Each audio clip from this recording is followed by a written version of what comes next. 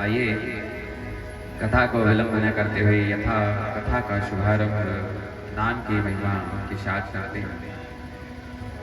यह श्रीमद्भागवत महापुराण की जो आज ये 7वें दिवस की कथा हमारे और आपके मध्य यह ज्ञान रूपी गंगा जो बहने जा रही है, जो हमारे 7वें ग्रंथि को अभिवेदन करती हुई हमारी मुक्ति का कारक बनती है। और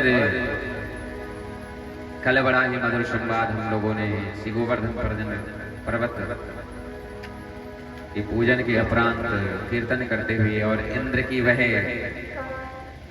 जो क्रोध कोप दुष्टता हुई और भगवान ने उसे स्वीकार करते हुए जल्दी उसके मोह भ्रम को नष्ट करके उसका कल्याण किया। लेकिन वह जो इंद्र की हुआरें जो आई थी वह बड़ी ही आनंदित थी। वह हमारे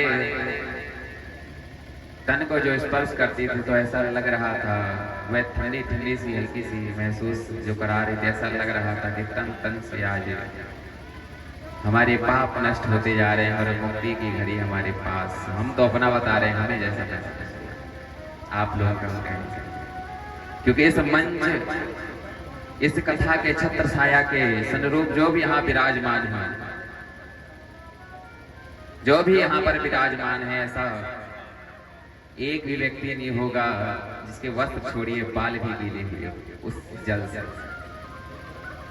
क्योंकि जहाँ यह अमृतमयी कथा, मैंने पहले भी कहा था कि यह कथा का सनुरूप कैसा है, न गंगा न गया काशी न पुष्करम न प्रयागतम। इस गंगा का सनुरूप, इसका महत्व न गंगा न गया न काशी न पुष्कर न प्रयाग, कोई भी इसकी तुलना नहीं कर सकता। ये सर्वश्रेष्ठ है। जहाँ श्रोता वक्ता एक घर हो जाते हैं ना, तो वहां पर गंगा स्वयं मुक्त होने के लिए आती है। ऐसी कथा जब गंगा मैया पृथ्वी पर धरातल पर उतर के आती हैं तो भगवान के जब शरण में जाके कहती हैं कि हे प्रभु, यह बताइए कि समस्त संसार का जीव मेरे जल में आकर अपने पाप को तो धोएगा। मैं शीतल जल की धारा बनकर इस पृथ्वी में तो उतर रही हूँ, लेकिन यह मानव मेरे जल में आकर अपने पापों को तो धोएगा। लेकिन प्रभु मुझे यह बताइए कि मेरे जल में जो ये पाप मुझसे आकर मिल जाएंगे तो मैं अपने पापों को कहां, मैं भी तो बताइए मेरे कल्याण का कारक क्या बनेगा।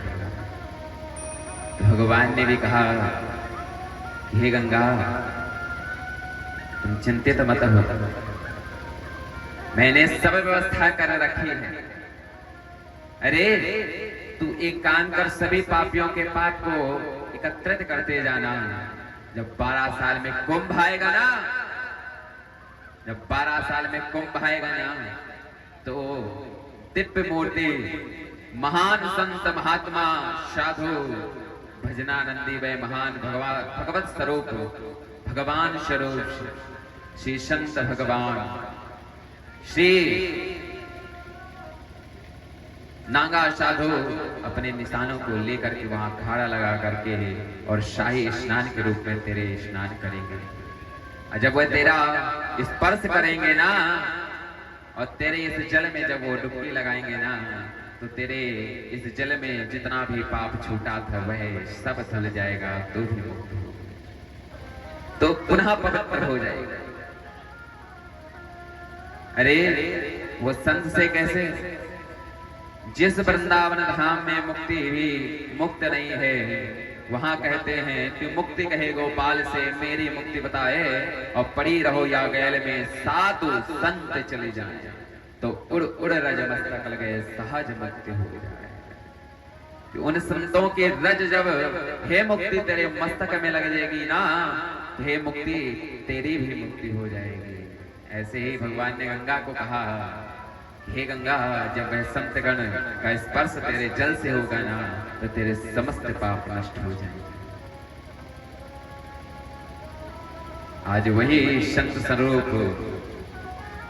प्राचीन महर्षियों द्वारा, संतों द्वारा रचित ग्रंथ ये श्रीमद् भागवत महापुराण ज्ञान गंगा जो हमारे अज्ञान रूपी अंधकार को नष्ट करके हमारे जीवन में सदा सदा के लिए ज्ञान का प्रकाश प्रज्वलित कर देती है, जो सदा सर्वदा हमारे जीवन का कल्याण कर देती है। तो जब ऐसी पवित्र गंगा यह ज्ञान गंगा हमारे और आपके इस मध्य में बह रही हो, वह गंगा रूपी जल स्वरूप में वह गंगा यमुना सरस्वती कैसे आकर के यहाँ पे अपना कल्याण नहीं करेगी। हमें विश्वास कि जल ये फुवारे तो मंद मंद भगवान का स्वागत करने के लिए आई है, लेकिन हमें विश्वास था कि जल गिरेगा नहीं। लेकिन धन्य है आप सभी श्रोता कि आप सभी को भी विश्वास था कि यहाँ जल गिरेगा नहीं। सभी ने अपने आसन को धारण रखा और आसन किसी ने छोड़ा नहीं। आप सभी भी धन्य हैं। हमें तो इसलिए विश्वास था कि हम जानते हैं कि जब अनुष्ठान पूर्ण होता है तो जल गिरने की संभावना होती है। और कल तो षष्ठम दिवस था, आज है सप्तम दिवस। आज जब यह पूर्ण हो जाएगा तो संभावना बन सकती है। लेकिन हम फिर भी प्रार्थना भगवान से करेंगे ऐसा ना हो कि कोई भी इससे, क्योंकि ये जो अभी सीजन चल रहा है, सभी की मेहनत का फल उन्हें जितना किया है उससे 2 से 3 गुना, हम तो भगवत जी से प्रार्थना करें कि मेहनत का कई गुना फल उन्हें प्राप्त हो। तो ऐसे वांग्मय स्वरूपा श्रीमद् भागवत महापुराण जो स्वयं भगवान का शब्दमय विग्रह स्वरूप है, वह हमारे सामने साक्षात स्वरूप में बैठे हैं और हम सभी उनका दर्शन करते हैं। इसीलिए इस भागवत पवित्र ग्रंथ को कहने के लिए इस भागवत जी के महत्व में सारी विधि को बता दिया सनकादिकादिश्यो जी। विरक्तो वैष्णवो विप्रो वेद शास्त्र विशुद्धि कर, इतनी अच्छी बात कही। विरक्तो पहला शब्द। अब लोग कहें कि विरक्त कैसे, ब्राह्मण जो कथा कहते हुए विवाह भी तो करते हैं, तो विरक्त मतलब घर छोड़ देना ही नहीं है। क्योंकि भगवान ने शास्त्रों में यहाँ ये बात कही नहीं कि घर छोड़कर चले जाना ही विरक्त है और कल्याण का कारक बताया गया, कहीं नहीं लिखा। लेकिन 4 आश्रम जरूर बनाए। पहला बनाया बाल ब्रह्मचर्य, दूसरा बनाया ग्रस्त, तीसरा बनाया वानप्रस्थ और चौथा बनाया संन्यास। तो विरक्तो वैष्णवो अर्थात वैष्णव गुरु संपदा से जुड़ा हुआ कंठी धारण करने वाला वह ब्राह्मण। तीसरा कहा विप्र, वह ब्राह्मण ही होना चाहिए। क्यों? क्योंकि विरक्त जो स्वरूप बताया है ना, एक ब्राह्मण बालक जब इस ज्ञान को प्राप्त करता है ना, वह ब्राह्मण बालक जब गुरुकुल में इस ज्ञान का अध्ययन करने जाता है तो वह 8 से 10 वर्ष की उम्र में अपने घर को छोड़ करके अपनी विद्याध्ययन करने के लिए गुरुकुल में चला जाता है। वह अपना बचपन त्याग देता है, वह अपने माता पिता का वह सुख उसे प्राप्त नहीं होता और वह परिश्रम करता है उस आश्रम में। सुबह मंगल मुहूर्त उठ करके स्नान करता है, चाहे ठंड हो, चाहे बारिश का महीना हो, चाहे गर्मी का महीना हो, यथा समय अपने कार्यों को करता है। जब वह परिश्रम रूप पक करके वह विरक्त रूप धारण करके अपने बाल ब्रह्मचर्य आश्रम का पालन करते हुए ब्राह्मण गुरु आज्ञा से द्वितीय आश्रम में प्रवेश होता है। और यही हम सबका नियम है। सदगुरु का आश्रय लेते हुए हमें द्वितीय आश्रम ग्रस्त जीवन का पालन करना चाहिए। सबके नियम भगवान ने बनाए हैं और कहा है कि तुम अपने नियम से चलो, मेरे बनाए हुए इस धर्म से आप चलते रहो और इन्हें किसी एक धर्म में भी तुम्हारा जो जीवन छूट जाता है तो भी तुम्हारा कल्याण होगा। तुम ग्रस्त जीवन में रहकर भी भगवान के अपने सत्कर्म को, जो तुमने बाल ब्रह्मचर्य में सीखा है, उस नाम को, उस भगवत नाम को जो तुमने बाल ब्रह्मचर्य में सीखा है, उसको सदैव ग्रस्त आश्रम में रह करके भी उसका पालन करते रहो, उनका पूजन करते रहो, उस नाम को लेते रहो, तो भी तुम्हारा कल्याण हो जाएगा। लेकिन आगे बनाया है वानप्रस्थ, जब हमारा विवाह हो जाए और विवाह के तत्पश्चात पुत्रों का भी विवाह हो जाए, तो हमें कुछ समय घर में और ज्यादा समय वन में जाकर के, बाहर जाकर के भगवान का भजन करके बिताना चाहिए। जब हमें लगे कि अब हमारा चित्त परमात्मा के चित्त से, परमात्मा हमारे चित्त में सदैव आकर के विराजमान हो गया है और सदा सर्वदा मैं अब उसी का नाम लेता रहूंगा, तो इस संसार के मोह भ्रम का त्याग करके संन्यास आश्रम को धारण करने लगे। और संन्यास का मतलब यही है कि पृथ्वी के समस्त नियमों का त्याग करके तो सदा सर्वदा अपने जीवन को भगवान के चरणों में अर्पण कर दे। उसके लिए इस पृथ्वी के नियम नहीं, संसार के कोई नियम नहीं, वो सिर्फ उस भगवत नाम को लेता रहे, चाहे वो 3 दिन, 1 दिन छोड़ो, 2 दिन छोड़ो, 3 दिन तक स्नान ना करे और स्नान के बिना भी वो भगवत नाम को ले रहा है तो उसका कल्याण है। वही है ये संन्यास आश्रम,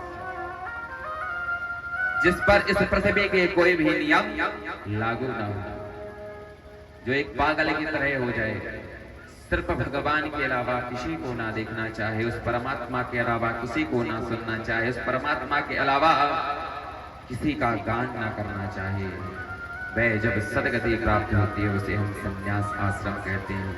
जिसके पश्चात शिखा रुखी, जो हमारा 10वां द्वार बताया गया है, मस्तक के ऊपर जो हम शिखा धारण करते हैं, जिसे चूंदी वगैरह कई शब्द से उच्चारण करते हैं, उसे शिखा कहा जाता है। चित्रोपरि महामाय दिव्य तेजे शिखा मध्य तेजोवती पुरुष, शिखा कहा जाता है।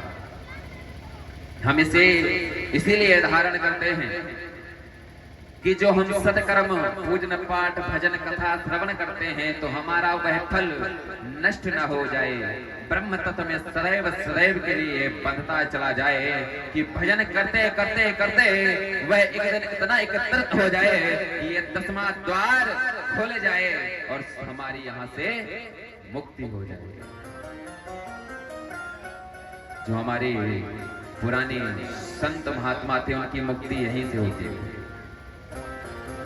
सर फटता था और मुक्ति हो जाती, लेकिन अब क्या होता है, अब मुक्ति नहीं होती। तो जब उस शव को ले जाया जाता है, अग्नि में दहन किया जाता है, तो एक लकड़ी के प्रभाव से मार करके उसके सर को फोड़ा जाता है, उसके प्राण अंदर न अटके रहे। इसीलिए दहन के समय सर का